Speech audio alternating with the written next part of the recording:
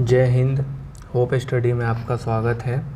NCERT series में अब हम लोग प्रवेश करने जा रहे हैं और एनसीईआरटी के इस कड़ी में जो है हम सबसे पहले एनसीईआरटी 6 to 12 तक का ज्योग्राफी देखेंगे, ठीक है। और पॉलिटी जो है वो हम पूरा 6 to 12 नहीं देखेंगे, 9th और 10th देखेंगे। इकोनॉमिक्स भी हम 9th और 10th क्लास का देखेंगे यहाँ पे। और हिस्ट्री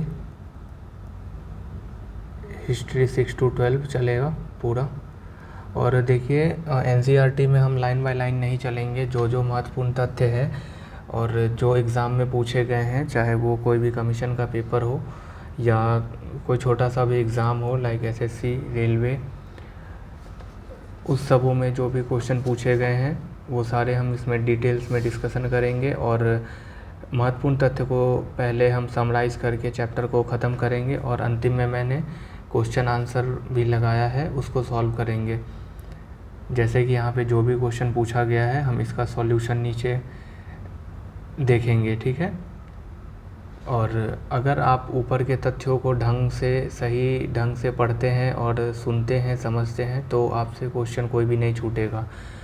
बेसिक चीज़ें दी गई है और आप लोगों को पता होगा कि ये क्लास 6 की एनसीईआरटी है, तो ये एक क्लास 6 के बच्चों के लिए बनाया गया है। लेकिन हम इसे थोड़ा जल्दी करने का कोशिश करेंगे। जल्दी नहीं, बस महत्वपूर्ण चीज़ों को देखेंगे। जैसे यहाँ पे लिखा हुआ है सूर्यास्त के बाद आकाश में देखना कितना अच्छा लगता है, तो ये सब चीज़ें हमारे काम लायक नहीं है। तो चलिए शुरू करते हैं। सबसे पहले यहाँ पे पूर्णिमा के बारे में बताया गया है कि पूर्ण चंद्रमा को लगभग 1 महीने में एक बार हम देख सकते हैं। यहाँ पे थोड़ा सा जो मैंने महत्वपूर्ण जो भी तथ्य हैं उसको मैंने हाईलाइट किया है। हाईलाइट थोड़ा ज़्यादा हो गया है, तो इस वीडियो में बस आप थोड़ा सा कोऑपरेट करेंगे, अगले क्लासेस में आपको ऐसा देखने को नहीं मिलेगा। यहाँ बताया गया है सबसे पहले पूर्णिमा के बारे में कि पूर्ण चंद्रमा वाली रात को हम पूर्णिमा कहते हैं और 15 दिन के बाद आप इसे नहीं देख सकते। यह नए चंद्रमा की रात्रि या अमावस्या होती है। तो यहाँ पे ये समझाया गया है कि हम पूर्णिमा किसको कहते हैं और अमावस्या किसको कहते हैं। आगे देखते हैं। सूर्य, चंद्रमा तथा वे सभी वस्तुएं जो रात के समय आसमान में चमकती है उसको हम खगोलीय पिंड कहते हैं। यहाँ पे खगोलीय पिंड के बारे में बताया गया है कि सूर्य, चंद्रमा और वे सारी वस्तुएं जो रात के समय में हम आसमान में देखते हैं और वो हमें चमकती हुई दिखती है, उसी को हम खगोलीय पिंड कहते हैं। कुछ खगोलीय पिंड बड़े आकार वाले तथा गर्म होते हैं। ये गैस से बने होते हैं। इसके पास अपनी ऊष्मा तथा प्रकाश होता है जिसे वे बहुत बड़ी मात्रा में उत्सर्जित करते हैं। इन खगोलीय पिंडों को तारा कहते हैं और सूर्य भी एक तारा है। तो यहाँ से हमको ये समझने को मिला कि तारा का यहाँ पे डिफिनीशन दिया गया है कि तारा उसको कहेंगे जिसमें खुद का ऊष्मा और प्रकाश हो, ठीक है, और वो बहुत मात्रा में ऊर्जा को उत्सर्जित कर रहा हो, उसको हम तारा कहेंगे। इस तरीके से अगर हम देखेंगे तो हमारा सूर्य भी एक तारा है। आगे देखते हैं। रात्रि में आसमान की ओर देखते समय आप तारों के विभिन्न समूहों द्वारा बनाई गई विविध आकृतियों को देख सकते हैं। ये नक्षत्र मंडल है। नक्षत्र मंडल किसको कहेंगे? तो तारों के विभिन्न समूहों को हम नक्षत्र मंडल कहते हैं। यहीं पे एक महत्वपूर्ण चीज़ दी गई है, अर्सा मेजर या बिग बियर इसी प्रकार का एक नक्षत्र मंडल है। अर्सा मेजर और बिग बियर जो है ये एक नक्षत्र मंडल है और इसको हम ना बहुत आसानी से पहचान सकते हैं। सप्तऋषि एक 7 तारों का समूह है जो कि नक्षत्र मंडल में अर्सा मेजर का भाग है, ठीक है। प्राचीन समय के जो लोग थे वो रात्रि में दिशा का निर्धारण तारों की सहायता से करते थे और वो दिशा निर्धारण में सबसे पहले जो है उत्तरी तारा जो कि उत्तर दिशा को बताता था, वो उसको इंडिकेट करते थे, ठीक है। तो हम उस चीज़ को हम ध्रुव तारा के नाम से भी जानते हैं, और ये आसमान में हमेशा आपको एक ही स्थान में दिखाई देगा, और वो जो स्थान है उसकी लोकेशन है उत्तर दिशा में, ठीक है। सप्तऋषि की सहायता से हम ध्रुव तारे की स्थिति को जान सकते हैं, और इस चीज़ का हम एक्सप्लेनेशन अगर या एग्जांपल हम देखना, सप्तऋषि की हम बात करें तो 7 तारों की एक समूह है ये। और यहाँ पे अगर आप देखेंगे 1 2 3 4 5 6, और इस दोनों को एक ड्रॉ करेंगे तो सीधा सीधा आपको मिलेगा 7वां जो ये तारा है, ये ध्रुव तारा है, ठीक है। आगे बताया गया है कि बृहस्पति, शनि तथा यूरेनस के चारों ओर छल्ले हैं। ये छल्ले विभिन्न पदार्थों के बहुत छोटे छोटे या असंख्य पिंडों से बनी पट्टियाँ हैं। पृथ्वी से इन छल्लों को शक्तिशाली दूरबीन की सहायता से हम देख सकते हैं। यहाँ पे ये बताया गया है कि बृहस्पति ग्रह हो गया, शनि और यूरेनस जो है वो छल्ले वाले ग्रह हैं, ठीक है। कुछ खगोलीय पिंडों में अपना प्रकाश एवं ऊष्मा नहीं होता है, वे तारों के प्रकाश से प्रकाशित होते हैं। ऐसे पिंड ग्रह कहलाते हैं। ग्रह किसको कहेंगे? जिसके पास खुद का अपना ना तो ऊष्मा हो ना ही प्रकाश हो। ग्रह जो है वो अंग्रेजी शब्द प्लेनेट से बना है, जो ग्रीक भाषा के प्लेनेटाई शब्द से बना लिया गया है। इसका अर्थ होता है परिभ्रमक, अर्थात चारों ओर घूमने वाला। पृथ्वी की अगर हम बात करें तो जिस पर हम रहते हैं यह एक ग्रह है पृथ्वी, और ये अपना संपूर्ण प्रकाश एवं ऊष्मा सूर्य से प्राप्त करता है, जो पृथ्वी के सबसे नज़दीकी का तारा है। बात करें तो पृथ्वी भी जो है हमारा वो भी एक ग्रह है, तारा नहीं है, क्योंकि तारा के पास खुद का ऊष्मा और प्रकाश होता है। यहाँ पे तारों की ग्रहों की स्थिति बताई गई है कि मुखिया जो है यहाँ पे सूर्य है, और इसके बाद अगर हम देखें तो सूर्य की नज़दीकी ग्रह बुध के बाद शुक्र, फिर आता है हमारा पृथ्वी, इसके बाद आता है मंगल और बृहस्पति के बीच में ये छोटे छोटे जो आप देख रहे हैं यहाँ पे क्षुद्र ग्रह की पट्टी है, यहाँ पे बहुत छोटे छोटे क्षुद्र ग्रह हैं। और इसके बाद आता है शनि, फिर यूरेनस और नेपच्यून। हम एक एक ग्रह को फिर डिटेल में देखेंगे। यहाँ पे एक छोटा सा आपको नॉलेज या आपकी जानकारी के लिए बताया गया है कि पौराणिक जो रोमन कहानियाँ थी वहाँ पे सोल जो था वो सूर्य का देवता को कहा जाता था, और सौर शब्द का जो अर्थ है वो है सूर्य से संबंधित। इसीलिए सूर्य के परिवार को हम क्या कहते हैं? सौरमंडल या सोलर सिस्टम कहते हैं। सौरमंडल को हम देखें तो सौरमंडल क्या है? सूर्य, 8 ग्रह, उपग्रह तथा कुछ अन्य खगोलीय पिंड जैसे क्षुद्र ग्रह, उल्का पिंड से मिलकर सौरमंडल का निर्माण होता है। उसे हम सौर परिवार का नाम दे देते हैं। और सौर परिवार का मुखिया का अगर हम बात करें तो वो क्या है, कौन है? सूर्य है। सूर्य जो है सौरमंडल के केंद्र में स्थित है, और यह बहुत बड़ा है एवं अत्यधिक गर्म गैसों से बना है। इसका खिंचाव बल इसमें सौरमंडल को बांधे रखता है। सूर्य सौरमंडल के लिए प्रकाश एवं ऊष्मा का एकमात्र स्रोत है, लेकिन हम इसको अत्यधिक तेज ऊष्मा को महसूस नहीं करते हैं। क्यों नहीं करते हैं? क्योंकि ये हमसे बहुत ही ज़्यादा दूर है। कितनी दूर है? तो वो है यहाँ हमारे पृथ्वी से लगभग 15 करोड़ किलोमीटर के दूर पे सूरज अवस्थित है या सूर्य स्थित है। ग्रह की बात करें तो सौरमंडल में 8 ग्रह हैं। सूर्य से दूरी के अनुसार, जैसा कि हमने इस चित्र में पहले देखा था, पहले सूर्य का सबसे नज़दीकी ग्रह अगर देखें, मतलब सूर्य से जैसे जैसे हम जाएंगे आगे तो दूर होते जाएगा। जैसे सबसे करीबी जो ग्रह है वो बुध है, फिर शुक्र, फिर पृथ्वी, फिर मंगल, बृहस्पति, शनि, यूरेनस जिसको हम अरुण कहते हैं, नेपच्यून जिसको हम वरुण कहते हैं, ठीक है। बात करें ज्योग्राफी शब्द का, तो ज्योग्राफी शब्द जो है ये एक अंग्रेजी शब्द है, और ये ग्रीक भाषा से लिया गया शब्द है। इसका अर्थ होता है पृथ्वी का विवरण। ये 2 ग्रीक शब्दों से मिलकर बना है, जिसमें जी शब्द का अर्थ है पृथ्वी एवं ग्राफिया का अर्थ है लिखना।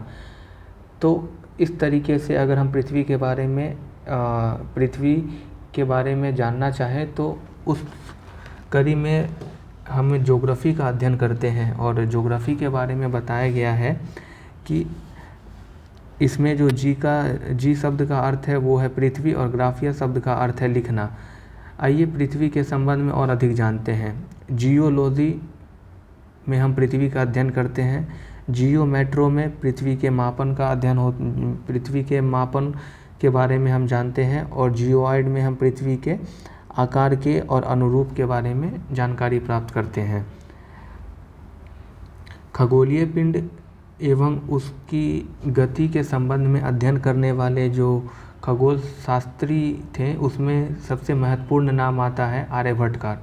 आर्यभट्ट ने कहा था कि सभी ग्रह तथा चंद्रमा परावर्तित सूर्य प्रकाश के कारण ही चमकते हैं। मतलब आर्यभट्ट जो थे वो एक खगोल शास्त्री थे और उन्होंने बताया कि सूर्य जो है सभी ग्रह तथा चंद्रमा उसकी परिक्रमा कर रहे हैं। ठीक है, सौरमंडल के सभी 8 ग्रह तथा एक निश्चित पथ पर सूर्य का चक्कर लगाते हैं। ये रास्ते दीर्घवृत्ताकार में फैले होते हैं, इसे हम कक्षा कहते हैं। बुध सूर्य के सबसे नज़दीक में है। सूर्य के चारों ओर एक चक्कर लगाने में इसे केवल 88 दिन का समय लगता है बुध को। शुक्र को पृथ्वी का जुड़वा ग्रह कहते हैं। क्यों कहते हैं? क्योंकि इसका आकार और आकृति जो है लगभग पृथ्वी के समान ही है। अभी तक प्लूटो भी एक ग्रह माना जाता था, लेकिन अंतर्राष्ट्रीय खगोलीय संगठन ने अपनी बैठक जो 2006 में आयोजित किया गया था उसमें उन्होंने निर्णय लिया कि कुछ समय पहले खोजे गए अन्य खगोलीय पिंड जिसका नाम था 2003 UB313 सीरस तथा प्लूटो बौने ग्रह कहे जा सकते हैं। मतलब यहाँ से प्लूटो को ग्रह की श्रेणी से हटा दिया गया। कब हटा दिया गया? 2006 के अंतर्राष्ट्रीय खगोलीय संगठन के बैठक में। पृथ्वी को अगर हम देखें तो सूर्य से दूरी के हिसाब से पृथ्वी तीसरा ग्रह है। पहला ग्रह कौन सा है? कमेंट में आपको बताना है। दूसरा ग्रह कौन सा है वो आपको कमेंट में बताना है। और तीसरा ग्रह पृथ्वी के बारे में अभी हम पढ़ रहे हैं।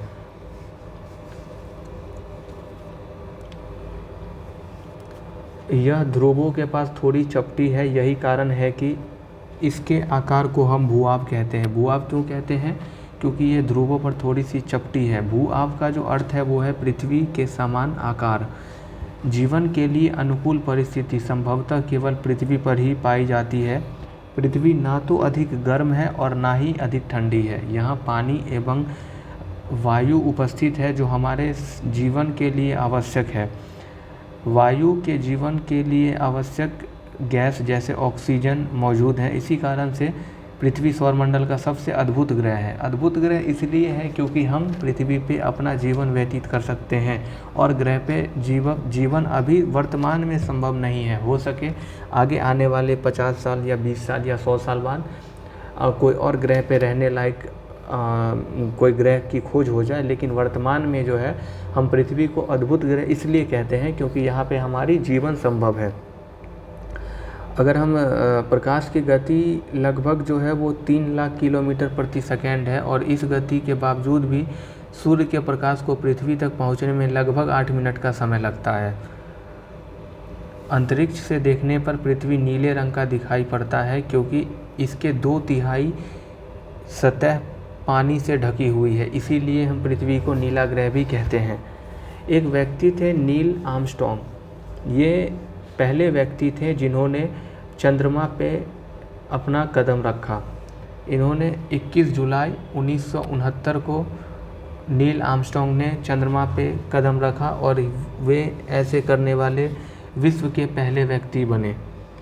चंद्रमा की बात करें तो पृथ्वी के पास केवल एक उपग्रह है जो कि चंद्रमा है। इसका व्यास पृथ्वी के व्यास का केवल 1/4 है।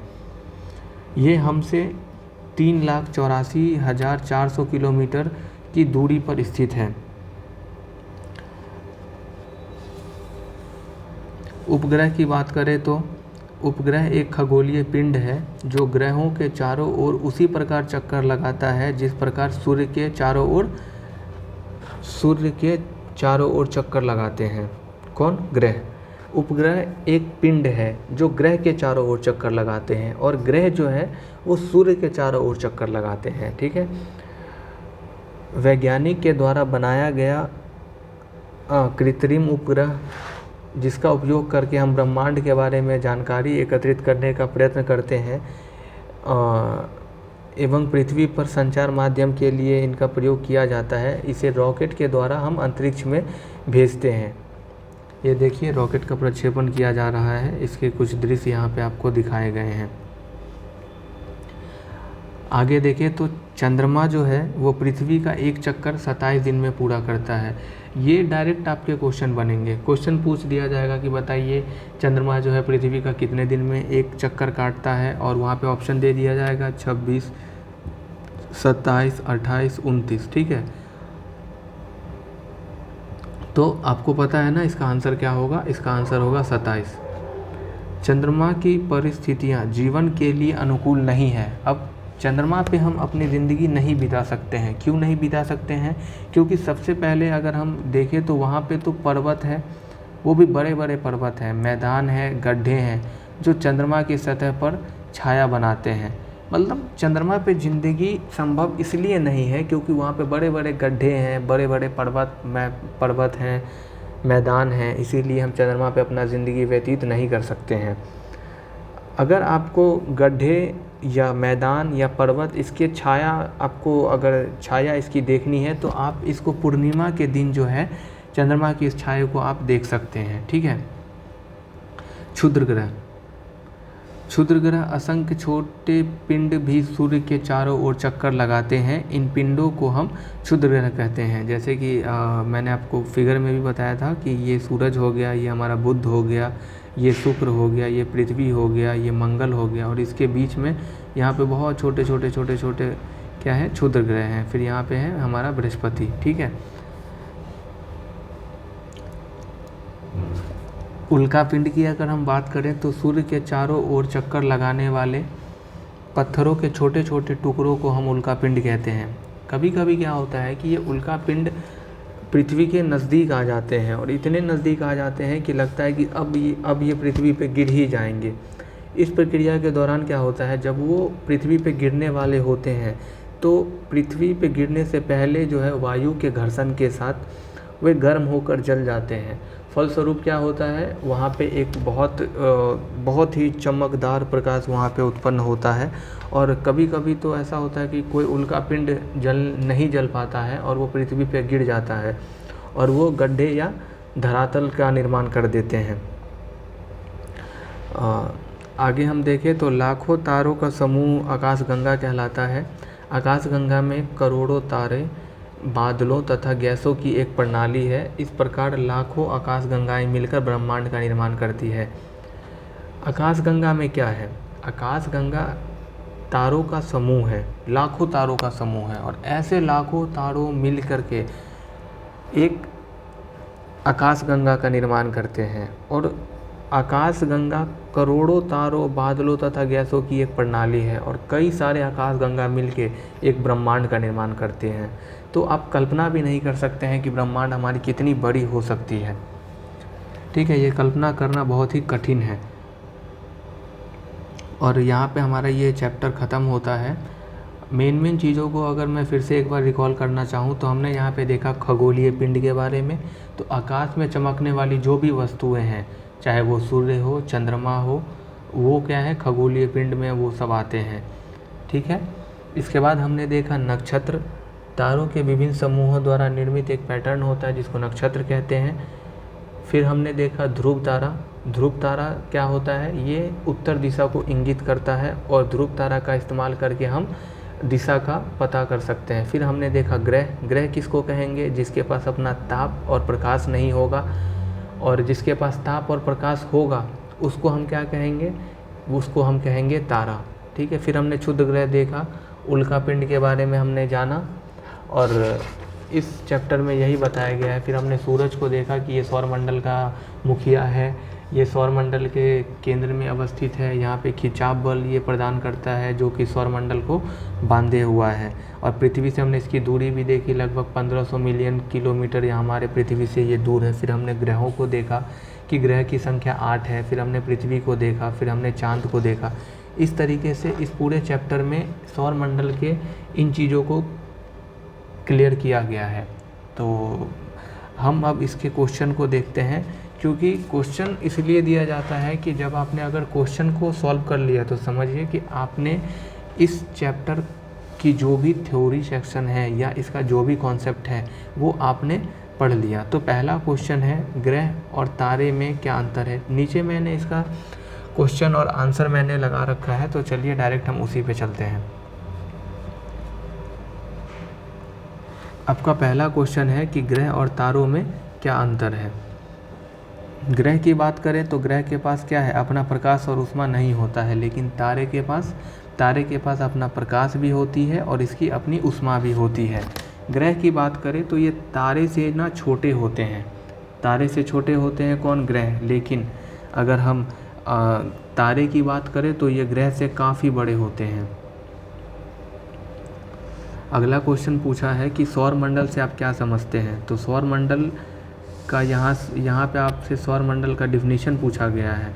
तो सूर्य, 8 ग्रह, उपग्रह तथा कुछ अन्य खगोलीय पिंड से मिलकर सौर मंडल का निर्माण करते हैं और इसे हम सौर परिवार का नाम देते हैं।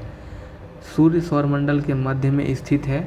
ग्रह अपनी निश्चित कक्षा में सूर्य के चक्कर लगाते हैं और उपग्रह ग्रहों की परिक्रमा करते हैं। यहाँ पे भी वही बात बताया गया है कि ग्रह जो है वो सूर्य का चक्कर लगाते हैं और उपग्रह जो है वो ग्रहों का चक्कर लगाते हैं। सूर्य से उनकी दूरी के अनुसार सभी ग्रहों को आप लिखें।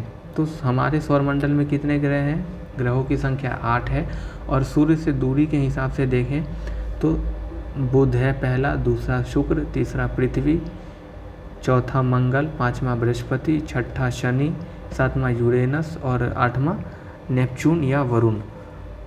इसको मैंने मैप में भी ये एक चित्र आपको ड्रॉ करके बताया था कि अगर ये हमारा सन हो गया तो ये बुध होगा, ये शुक्र है, ये पृथ्वी है, ये मंगल है और यहाँ पे क्या है, यहाँ पे एक ये जो है ये क्षुद्र ग्रह की एक पेटी है। यहाँ पे बहुत सारे क्षुद्र ग्रह हैं और फिर इसके बाद बृहस्पति है, फिर शनि है, फिर यूरेनस है, फिर नेपच्यून है।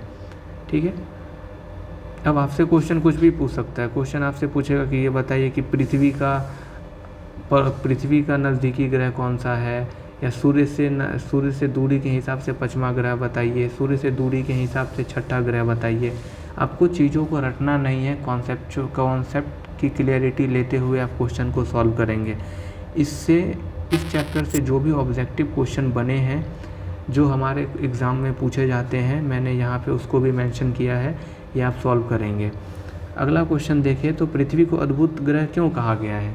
तो पृथ्वी को हम अद्भुत ग्रह इसलिए कहते हैं या इसलिए कहा गया है क्योंकि यहाँ पे सबसे पहले तो हमारा जीवन संभव है। जीवन क्यों संभव है, तो ना तो यहाँ पे ज़्यादा गर्मी है और ना ही ज़्यादा ठंडी है, और दूसरी सबसे महत्वपूर्ण चीज़ें जो 2 चीज़ है वो यहाँ पे उपलब्ध है। पहला तो पानी और दूसरा ऑक्सीजन। आपको पता है कि हम बिना ऑक्सीजन के जिंदा नहीं रह सकते हैं। तो जीवन की अनुकूल परिस्थितियाँ केवल पृथ्वी पर ही पाई जाती है, क्योंकि पृथ्वी पर जल उपलब्ध है जो हमारे जीवन के लिए आवश्यक है, और पृथ्वी पर जीवनदायी ऑक्सीजन गैस और ओजोन परत पाई जाती है। ठीक है। हम हमेशा चंद्रमा के एक ही भाग को क्यों देख पाते हैं, तो इसका आंसर होगा कि चंद्रमा जो है लगभग 27 दिन में पृथ्वी का एक चक्कर पूरा कर लेता है, और यह अपनी धुरी पर भी एक पूरे चक्कर इतने ही समय में कर लेता है। इस प्रकार यह दोनों प्रकार की गतियों को पूरा करने में समान समय लेता है। इसीलिए क्या है, हम चंद्रमा का एक ही भाग देख पाते हैं, दूसरा भाग नहीं देख पाते हैं। ब्रह्मांड क्या है, तो ब्रह्मांड का यहाँ पे डिफिनीशन पूछा गया है या परिभाषा पूछा गया है आपसे कि ब्रह्मांड क्या है। ब्रह्मांड के बारे में अगर हम देखें तो करोड़ों तारों, बादलों तथा गैसों की ये एक प्रणाली आकाश गंगा है। इस प्रकार की लाखों आकाश गंगाएं मिलकर किसकी निर्माण करती है, ब्रह्मांड का निर्माण करता है। ब्रह्मांड की विशालता की कल्पना करना बहुत ही कठिन है, अत्यधिक कठिन है। इसकी परिकल्पना हम आज तक नहीं कर पाए हैं और ये बहुत लंबा समय इसमें लगेगा। तो इसे ही हम क्या कहते हैं, ब्रह्मांड कहते हैं। सभी जितना भी आप देख रहे हैं ये सब इस ब्रह्मांड का ही हिस्सा है। अब यहाँ पे आपसे क्वेश्चन पूछा गया है कि किस ग्रह को पृथ्वी के जुड़वा ग्रह के नाम से जाना जाता है। मतलब कौन सा ग्रह है जो पृथ्वी के तरह उसमें समानताएं देखने को मिलती है। आपके पास ऑप्शन है बृहस्पति, शनि, शुक्र। तो इसका आंसर क्या होगा? इसका आंसर हो जाएगा शुक्र। अगला क्वेश्चन, सूर्य से तीसरा सबसे नज़दीक ग्रह कौन है? तो सूर्य से तीसरा सबसे नज़दीक ग्रह कौन सा हो जाएगा? पृथ्वी। फिर हम एक बार देख लें, ये अगर हमारा हो गया सन, ये हो गया पहला बुध, शुक्र, और ये तीसरा कौन सा है? ये हमारा पहला बुध, ये दूसरा हमारा शुक्र, और तीसरा हमारा क्या? पृथ्वी। ठीक है। अगला क्वेश्चन पूछा है कि सभी ग्रह सूर्य के चारों ओर किस प्रकार के पथ पर चक्कर लगाते हैं? तो वो लगाते हैं दीर्घवृत्ताकार पथ पे। ध्रुव तारे किस दिशा में हमें देखने को मिलता है? तो वो किस दिशा में देखने को मिलेगा? उत्तर में। अगला क्वेश्चन पूछा है कि क्षुद्र ग्रह किन कक्षाओं के बीच में पाए जाते हैं? अगर आपने कॉन्सेप्ट से चीज़ों को पढ़ा है तो इस क्वेश्चन का या इनसे रिलेटेड जो भी क्वेश्चन है उसका आप आंसर इजीली दे सकते हैं। आपके पास ये चीज़ें याद रहनी चाहिए कि ये हमारा क्या है? सन है, ये बुध है, ये शुक्र है, ये पृथ्वी है, ये मंगल है। इसके बाद यहाँ पे क्षुद्र ग्रह की पेटी है और यहाँ पे क्या है? बृहस्पति है। तो आपसे क्वेश्चन पूछा है कि क्षुद्र ग्रह किन कक्षाओं के बीच है? तो उसका आंसर हो जाएगा मंगल और बृहस्पति। अगला क्वेश्चन आपसे पूछा गया है खाली स्थानों को भरें। तो यहाँ पे पूछा गया है कि कौन एक समूह जो विभिन्न प्रतिरूपों का निर्माण करता है उसे क्या कहते हैं? तो यहाँ पे तारों का एक समूह जो विभिन्न प्रतिरूपों का निर्माण करता है और उसे हम क्या कहते हैं? उसे हम कहते हैं तारा मंडल। ठीक है। तारों का एक समूह जो विभिन्न प्रतिरूपों का निर्माण करता है उसे हम तारामंडल कहते हैं। अगला क्वेश्चन है तारों की एक बहुत बड़ी प्रणाली को हम क्या कहते हैं? तो तारों की एक बहुत बड़ी प्रणाली को आकाश गंगा के नाम से जाना जाता है। पृथ्वी के सबसे करीब है। पृथ्वी के सबसे करीब क्या है? तो अपने ऊपर में पढ़ा है कि पृथ्वी के सबसे करीब जो है वो है चंद्रमा। नेक्स्ट क्वेश्चन, सूर्य से तीसरा सबसे नज़दीकी ग्रह कौन सा है? तो सूर्य से तीसरा नज़दीकी ग्रह कौन है? पृथ्वी। ग्रह के पास अपनी क्या होती है? ग्रह के पास अपनी ऊष्मा होती है और अपना प्रकाश होता है। सॉरी, ग्रह पूछा है, तारा नहीं पूछा है। ग्रह के पास अपनी ऊष्मा और प्रकाश नहीं होती है, लेकिन तारा के पास अपनी ऊष्मा और प्रकाश होती है। तो यहीं पे हमारा चैप्टर 1 जो था वो कंप्लीट होता है, जिस चैप्टर का नाम था सौरमंडल में पृथ्वी। इसके बाद हम इसका दूसरा चैप्टर देखेंगे और सेम उसका हम क्वेश्चन आंसर साथ साथ करते चलेंगे। क्वेश्चन आंसर से ही आपका कॉन्सेप्ट की जो क्लियरिटी है वो हो पाएगी। धन्यवाद। जय हिंद।